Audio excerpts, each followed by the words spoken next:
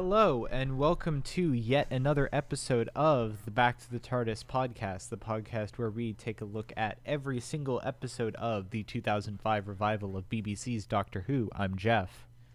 I'm Skylar. I am, that's a good question. I'll just say Avery. That worked. And today we are discussing Series 5, Episode 7, Amy's Choice, written by Simon Nye. Which is, Rory on the TARDIS, and we finally sort of get, I guess, the culmination of the arc of tension between the Doctor and Rory in what I think is like one of the darker and more experimental episodes of the entirety of Moffat's run. For sure. Yeah, it's definitely very unique, just in a lot of ways. Yeah. In terms of story structure and tone and just where it goes. Yeah, Doctor definitely. Who does not use this story structure all that often. Yeah. But I think it honestly benefits from it, even with the runtime being what it is. Yeah. No, I think there's some little bits of 45-minute syndrome in here, but on the whole, I think this is a very solid episode, and I always appreciate when Doctor Who messes with their formula a little bit. Personally, yeah, definitely. Honestly, I couldn't see this being a two-parter. Maybe I agree. One of the longer episodes that has an extra 10 minutes or so, but and Big Finish could probably make it work. Yeah, it's a very Big Finishy sort of setup. That's a good point. There's a point that I forget exactly what I thought of it in the episode, but I was thinking back to a lot of episodes we've said how this subplot really shouldn't be here, or if it was, it should be it would take up an entire episode in and of itself. And I feel like there's kind of the opposite problem here, but it works in this setup because the town with the very old people that have aliens in them, that wouldn't really sustain an entire episode, and neither would the cold star TARDIS slowly breaking down. They have to figure out how to survive, but together it's the old perfect. People. The old people shit is trying to do Edgar Wright without having Edgar Wright involved. Exactly. It is literally. Actually, I think The World's End, which is the Edgar Wright film that it most reminds me of, actually came out after this. So really, The World's End is just doing this but better. The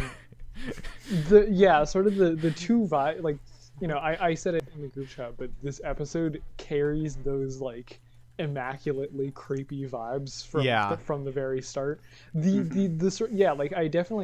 I didn't think explicitly, but definitely I do get sort of those Edgar Wright, something weird and creepy is going on in this funky little British town. I wonder what it could be kind of vibes. Because that's obviously the Hot Fuzz thing and the World's End thing. Yeah. But the other thing I really got from it in a more directly related thing was it reminded me of the Silence in the Library simulation pretty much. Just the vibes it gets off. It's just feels a bit too domestic and disjointed. And they call attention to that in the episode of hey, this place is incredibly boring, do you really think Amy would live here? I've been watching WandaVision recently. Not like we already don't date ourselves enough, but I've been watching that. Sky's talking about WandaVision. Take a shot. Hey, that hasn't happened as much as the other thing. Anyway, it's happened every week since it started. It's on my mind, okay? My point being that the eeriness is good. It's obviously not as upfront as it is with the MCU iteration, but what my reason of bringing it up is that when it's done correctly, it absolutely adds to the vibe. And what I will give this episode credit for right off the bat is that the mystery, you find it out almost right away. It is so well paced. It gets right to the point, and then it doesn't take any time being like, what is happening? I mean, it kind of does, but right away, we're introduced to the Dream Lord real quick. We know the stakes, or so we think, go. There's no beating around the bush in that sense. So I appreciate that. I don't know. Sue me. Also, it's like, despite having those creepy vibes, it's also just like funny, and like especially like even when like you're supposed to get sort of this really unsettling feeling from the Dream Lord, like my man is mad roasting 11, like hard. It's just like, Jesus, bro. Yeah. Anyways, so yeah. We set up basically seeing Amy and Rory supposedly like 5 years later in this idyllic village where Amy is married and pregnant, and Rory has a awful haircut and is an actual doctor. There's a great line here early on where they're just wandering around and they sit down on the bench, and 11 is like, what do you do around here to stave off the, and Amy's like, boredom, and 11 is like, self-harm. Yeah, that was one of the darker jokes in the episode. This episode like, is surprisingly this episode is surprisingly edgy for Moffat. Admittedly they're not real, but like there is like child murder. Yeah. I will say, like, if there's one major criticism I have of this episode, it's that it feels like 11 is just a bit too petty. Like, yeah, it feels a bit too much to like really fit what the Doctor is supposed to be, the extent to which he's petty in this episode. And that was one of those moments where I was like, dude, okay, like, damn, like, that was funny, but also like, slow down, bro, like, come on. Yeah, no, he's definitely, this is one of the grouchier sides of 11, which I think it, given the context of what's going on in the episode, I think that does make sense too. Yeah, I feel like it's a bit overplayed. Yeah, but he's literally staring his self-hatred in the face. Yeah, and that's what I really like to give praise, because the first thing I want to bring up is how I wish we had a season 4 with 11. That's not what I'm going to talk about. Sorry. There we go. That's the other thing that's every week. That's a joke. I'm not actually about to do that. 5 minutes in. That's a joke. I don't mean to do that. What I'm actually going to talk about is that Toby Jones, who plays the Dream Lord, fucking rocks this role. He's probably more known for the Harry Potter franchise and or Hunger Games in like very pop culture circles. He voices Dobby. Oh no. Yeah. Anyways. Oh, he was the fucking dude. He was the fucking dude from the Captain America movies. That's why he looks familiar. Also that. Yes. He was in Sherlock, but we don't talk about that show. Anyways, yeah, he does a great job of like taking every aspect of 11 that at this point is good and just twisting it so slightly that it's like more unsettling and sinister, and it makes sense. Like, as an adult, I was pretty much able to be like, okay, yeah, it's pretty clear what's going on, even if I hadn't watched this before.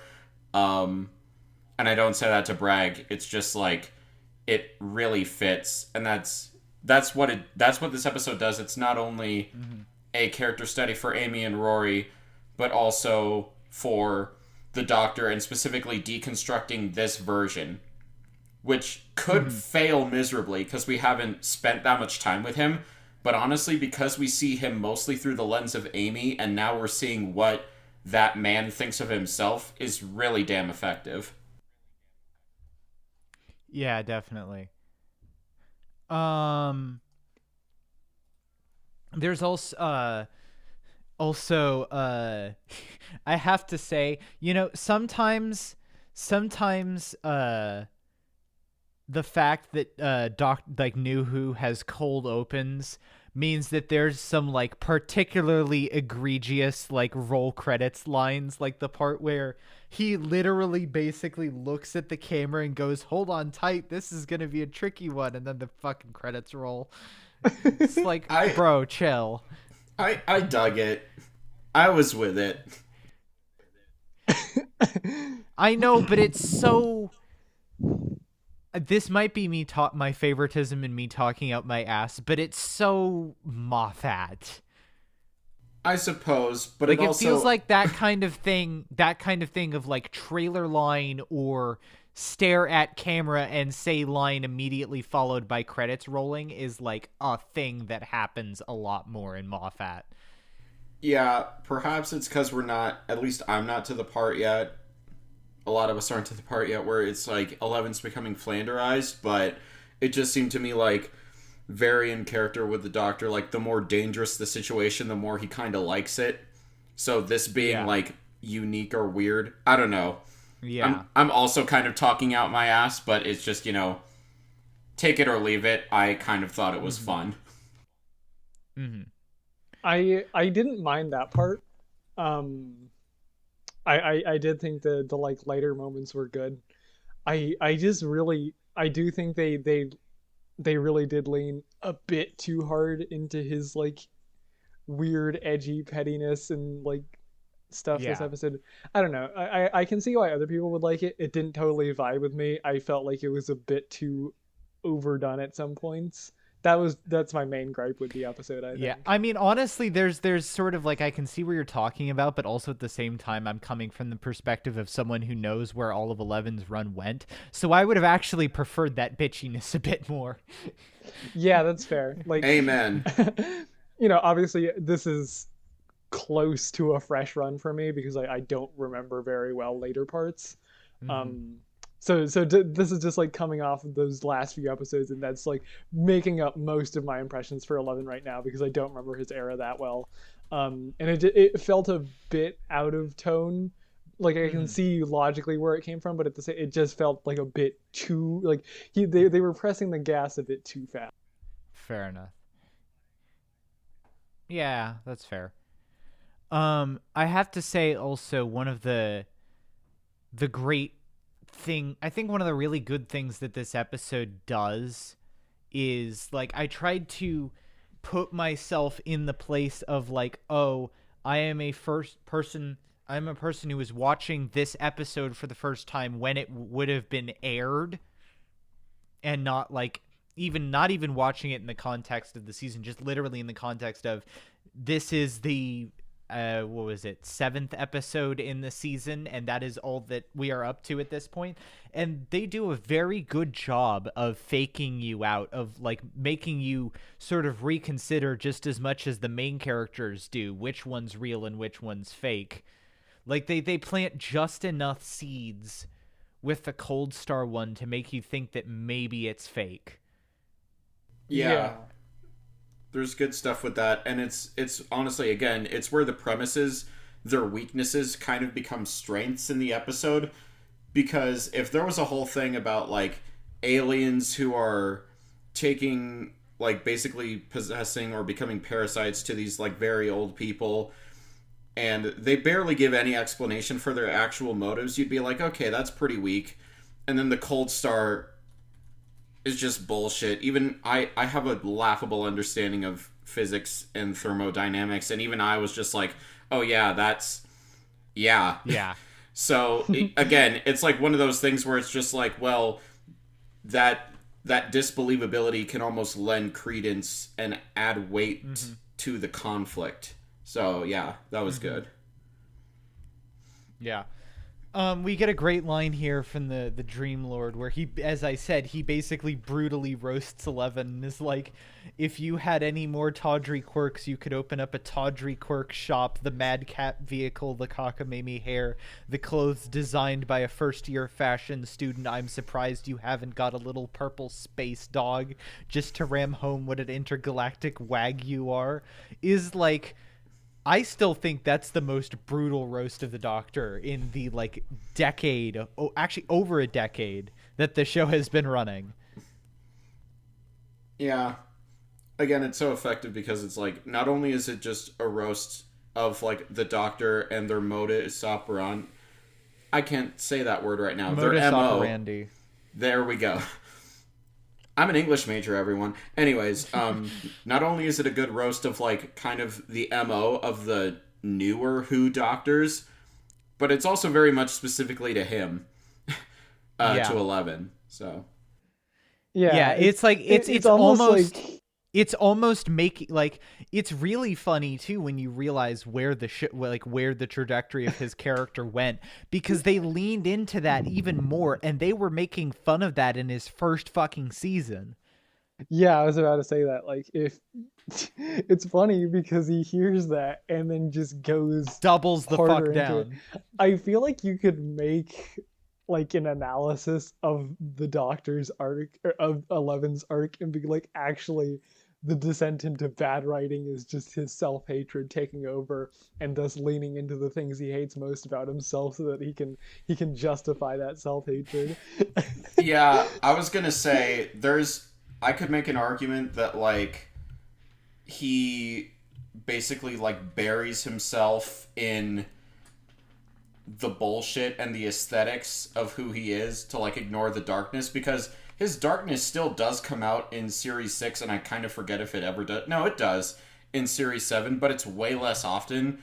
But I just know that's me headcanoning the off the walls bullshit that they do later. So I'm not going to do that seriously. It's kind of unfortunate. But at least we get this episode out of it, you know? Mm-hmm. Yeah. I would...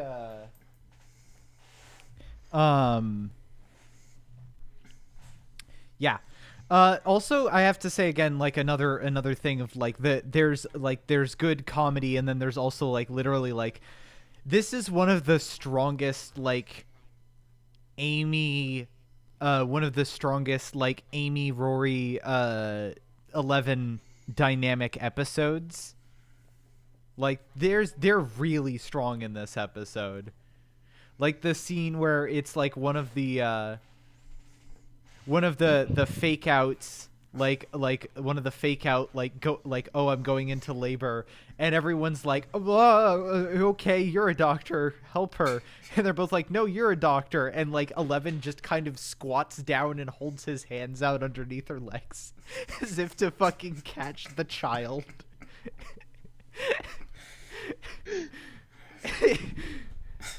That was one of the very good moments. Yeah. Especially I think the TARDIS scenes with them three are very good. Yeah, the line of like if we're going to die, we're going to go out looking like a Peruvian folk band. That one was good, but I was thinking more specifically of like I've already chosen it, and there's just this awkward silence where like it's very clear that like they don't know which one she's chosen, and then she's like, no, of course it's Rory, of course, yeah. Yeah. It's nice to see like an actual relationship develop, and it's kind of weird how things go, because the arc concludes very naturally and then like Rory gets erased from reality, but whatever. It's nice to see actual conversations outside of the immediate episode that followed, the vampires. Yeah, in remember Venice. when there was like actual genuine like conflict between companions in Doctor Who, or they had like flaws or really anything in general to go with their character other than just basically being a stick figure that follows the Doctor around? I sure don't know what you're talking about, Jeff, but I'm sure it doesn't rhyme with Mibno Mad. But no, I agree. I unironically agree, because just the small scene, it isn't even that big. It isn't even overstated or drawn out. Just the whole like Rory and Amy talking in the TARDIS and them talking about like the timeline of them getting married, and that isn't really. Yeah. It's like it's a messy relationship conversation, and even though like the overall arc of the episode ends up like nice and tight and wrapped up in a little satisfying narrative bow, there's still those messy moments, which is what I appreciate about this episode, and what so many pieces of fiction miss is that messiness, and just like kind of the ugliness when two people just haven't been communicating or been avoiding certain subjects. So yeah. Poggers. Oh yeah, definitely. And it's definitely one where you really, and again, like I this might like piss, like, again, like, I don't know really where Amy like stands on my companion list, but like I can see why people don't like her, but at the same time, like the part where Rory is like, says like, we have to grow up eventually, and Amy responds with says who, like, it is very clear that you are supposed to read this as, oh, she's fucking like, she's got some issues that need to get worked through. Yeah. It's especially in the context of like, because she met the Doctor as a child. Exactly. Yeah. Exactly. It's taking everything in the whole fairy tale-esque, and again, this is going to be another meme for this series, is talking about how it works perfectly as the Doctor as a fairy tale, but it's really true, and how like ugly that idea can get. And even as early as like this episode is where they really start deconstructing that, and arguably that arc continues into like, I forget the episode, the one where like 11 basically has complex. To, yeah, that one. You knew where I was going. Arguably it continues until then, and then yeah. But like, yeah, definitely. It's developing and going along here, and they're adding in just complexities, and it's clear it's a screwed up situation. That thought ran away from me, but yeah, I completely agree with the Quixotic's point of how like, that is. Yeah, I think if there's one thing this episode does really good, it's at deconstructing the ways that relationship is really bad. Because I mean, literally the episode, you know, the dream, you know, the town dream is, as said by the Doctor, a nightmare. His nightmare is his companions going off and being happy without him. Like he in a place that is who can't grow up. Yeah, well, that, and also doing it in a place that is so absolutely resistant to like any of his personnel. Like it's not just that they're there and they're happy; it's that they're in a place that is dull and has nothing going on. Yeah, it's kind of I don't know. At least this is my impression and my theory, but like in a very screwed up way, because the Doctor does state it's a nightmare. Like, I can't help but wonder if the Dream Lord is trying to get Amy to make the quote-unquote right choice, just in a really fucked up way. Yeah. Because that would be a genuine reflection of what the Doctor probably wants, since he took Rory onto the TARDIS. But I'm not sure if I buy that, just because of how much of a smarmy jackass he is. But even 11 was like, no, he was being helpful. So. Yeah. Yeah.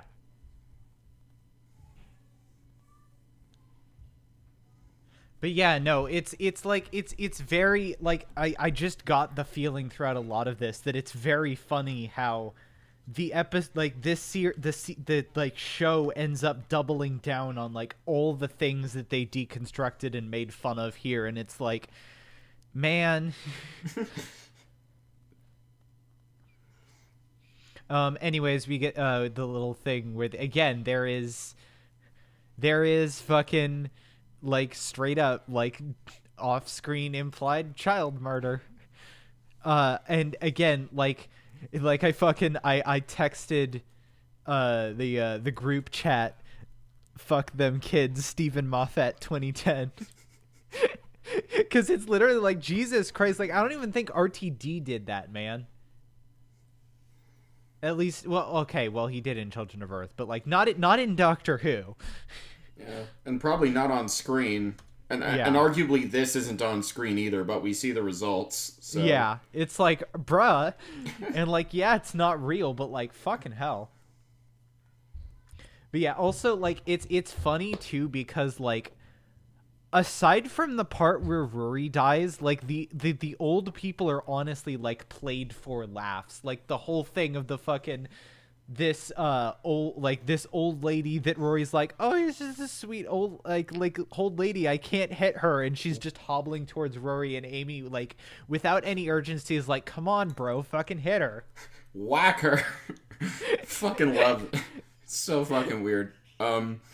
Yeah, to your point about like it kind of being ridiculous and played for laughs, I do like that a little bit, or I don't know if this is intentional, it probably wasn't, but the fact that 11 was going out of his way to, like, save people, like, literally a carload of people in a reality he probably doesn't believe exists is one of the few moments where it's just like, okay, there's the good in the Doctor. Even if he thinks this is all bullshit, he's just like, okay, I'm saving everybody that I can.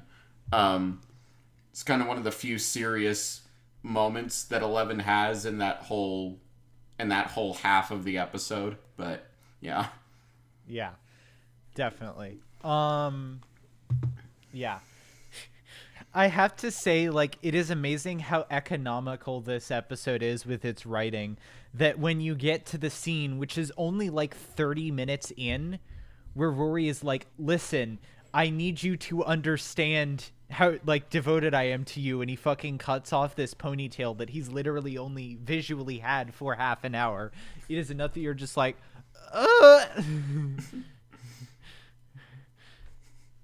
The way she fucking like grabs her mouth and gasps, I was just like, okay, that's a little much. I don't. Yeah. He's not cutting his like pinky off. What do you? He's okay. No, I'm not. I'm not doing that. I'm backing off that one. Okay, Chief. Just leave us hanging. No. We're moving on. All right.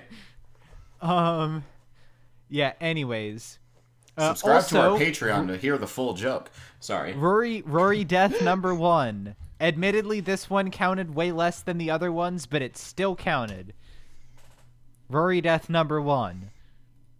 Start the clock. At least the first 2 times it like kind of hurts. Yeah. And the second time it actually sticks for a decent chunk of time. Mm-hmm. I will say the line, it's so simple, but it really goes to show the amazing amount of chemistry that Rory and Amy, at least in the early run, I forget if later on it's still true, but it's amazing. Just him saying, like, take care of our baby. Like, that, he delivers that so well. And I'm just like, even though I know it's a dream and I'll literally see him in 5 minutes, I was just like, God, what an emotional climax. Like, fuck.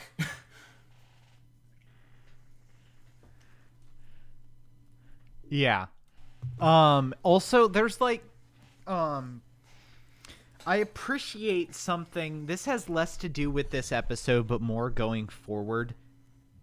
And I appreciate that pretty much every single time after this episode, like, basically any time when, like, there is that love triangle shit that kind of happens and comes up again, they're always like within like 10 to 15 minutes they will be like, no, it's still Rory, we're like, no. Like, this is kind of really the last point where there's ever really any doubt. Agreed. I appreciate, and again, I'm kind of cheating ahead by talking ahead, but I'm pretty sure they don't even do that when like Rory doesn't exist, which they so could have easily fucked that up. But yeah, they put that to bed really quickly. Yeah. Anyways, yeah. So yeah, I will say my main criticism of this episode comes at this this denouement right here where, because they're running out of time, they just have 11 be like, all right, this one's clearly fake too because it's completely bullshit. I'm blowing up the TARDIS now. Boom. Okay, now it's actually done for real. Like, I don't know. It's weird because on the one hand, I don't know how extended it needed to be, but it still feels like quick. You know? I get what you mean. I like that. That's probably the point where I think those 10 extra minutes could have helped. Yeah. Yeah. Definitely. Maybe not, maybe not the whole 10 there, but maybe like 5 extra minutes there. And 5 spread throughout the episode just with other miscellaneous things is I think would have helped a bit. So it's not, it's not like a two-parter, but it's like maybe one of the more modern episodes that has that extra few minutes. Mm-hmm. I personally didn't mind it because I don't know. I at least, and again, this is probably just me headcanoning the fuck out of this, but I got the impression that once Amy made her choice and the correct choice, that he knew enough to be like, okay, obviously both are dreams, but like this should probably be resolved. And that's obviously a very kind of like fanficky and shippy and headcanon-y answer. There's absolutely no evidence for that. It's kind of just like, oh, I thought about it a bit more. A cold star is ridiculous. Like, in the episode, that is what happens, and nothing else. But yeah, it didn't bother me. I can see why it would be kind of just grating or, like, a niggle for others. Mm-hmm. Yeah. Yeah. It's a fucking so yeah, I guess it's weird because this was like it's a short episode mainly because like a lot of the episode is it's the journey, not the destination, but the journey like doesn't really need to get in depth aside from the really like funny haha lines. Just so yeah, I guess unless anybody else has anything to add, I guess we can move on to ratings. I guess one more thing I'll say is that it may sound, or I don't know, that there isn't a lot to talk about, but I think as you were mentioning, Geoff, if we like broke down every character interaction, which is like the majority of stuff here, like we'd be here a while, and that's not really the point. Yeah. The point is that it's all not like it's not the last 10 minutes of human nature. No, it's brushstrokes. It's painting a picture. It's not like super fucking sublime or anything, but like every piece of the episode fits together to make it work well. So it's like, I guess it's not an episode that. Well, I'll let you give your ratings first, because I'm basically about to go into that. But yeah, even though we didn't have a lot to talk about, I still think it's very fucking quality. Yeah, I would say that.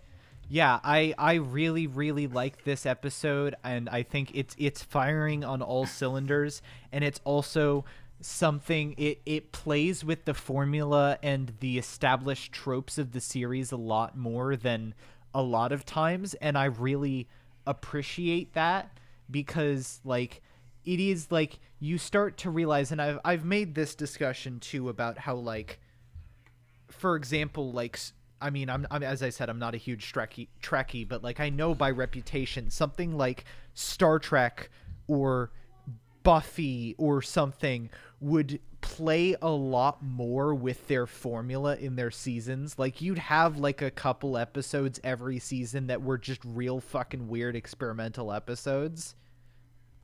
And it kind of feels like Doctor Who doesn't, I mean, it kind of did during the Russell T Davies era, but it kind of feels like there's a little bit less of that nowadays, especially like Chibnall era, but it felt like there was less too in Moffat. Like, the few that I can think of are like this, Heaven Sent, This Heaven Sent and Sleep No More, but that episode's terrible. Where it's like, as opposed to like, because you have the episodes that like maybe mess with tropes a little, but do it within the established formula of the show, or just good at utilizing the established formula of the show. And then you have the ones which just completely fuck with that formula entirely. And it feels like we really should have more of those than we get. So yeah, I this is definitely a solid A episode, and really continuing Series 5's like great stretch of banger episodes. And good on you, Simon Nye, for your only contribution to the Doctor Who canon. Hell yeah. Yeah, echoing everything that Geoff said, basically everything in this episode fires on all cylinders. The setting for both of the dreamscapes, Karen Gillan and Arthur Darvill give excellent performances, and their chemistry shows like it shows why they succeeded as a couple, and why arguably they became too big in the Matt Smith era for a while. Yeah. And Matt Smith continues to give a nuanced interpretation of the Doctor that he kind of gets screwed over in later iterations, and Toby Jones is fantastic. Just everything works together to create an episode that isn't like a fucking bop or a banger or like something that you like remember as being super awesome, but it's just an excellent character piece and an excellent playing with the formula and deconstruction of the Doctor and of the types of adventures that they go on with their companions, which is pretty damn cool. I don't know if this is better than 11th Hour, but I might like it better just for how it plays. Yeah, I feel like me. 11th Hour has some pacing issues, and I can't really for real say where I'd put all of my things, but I definitely might say that this would probably... Well, also, we haven't finished the full season yet, but I would definitely say that this, for me, would go above 11th Hour, because I think as... I can't remember whichever one of the Quixotics was on deck for that episode, said, like, the pacing of that episode gets kind of fucky at points. Yeah. And I definitely do think that this episode is paced very well. Skylar, did you do your rating? I can't remember. Or should I just I guess I was just about to. All that was left for me to say is that I definitely rank 11th Hour and this one are in my top two. And it's a very close competition for which one actually sits on top. This is an A for me. Solid A. Yeah. So go ahead, Quixotics. I think I'm probably a little less enthusiastic with this episode, just because I had those, like, that one sort of major issue with it, which is like the Doctor. I didn't totally vibe with him in this episode. Mm-hmm. Beyond that, yeah, it's like a very good Amy and Rory episode. It's a good it's a good episode for the dynamic between the three of them. It's just like the Doctor specifically is just my main gripe with this episode. I'd say overall it's still a very good and worthwhile episode, and definitely one of the better episodes we've watched this season so far. I'd probably say it's like an 8.5. Yeah. Mm-hmm. Yeah, definitely. So yeah, next week we will be discussing, oh boy, series 5 episodes 8 and 9, The Hungry Earth and Cold Blood, by that motherfucker Chris Chibnall. I remember this one being good. Yeah, same. No, I've seen this one already this year, and I will actually throw out my hat in the ring right now that TV story is noticeably better than pretty much everything he has written for Doctor Who since. Yeah, I remember it being really good, and like, yeah, so it's like, dude, what'd you do? Yeah. So yeah, that's going to be fun. Until then, you can support the podcast on Patreon for a number of benefits, like early access to episodes, the ability to listen in live to episodes being recorded, and potentially even the ability to guest star on an episode of your choosing. You can also follow the podcast on Twitter at B2TARDISPod. I'm Jeff. You can follow me on Twitter at WheatleyDL. I own a tawdry quirk shop. You can follow me on Twitter at skyhigh9_5 for all your shit posting mediocre needs. I am way too many queers packed into a single body. You can follow us at Nesquixotic. And we will see you all next week.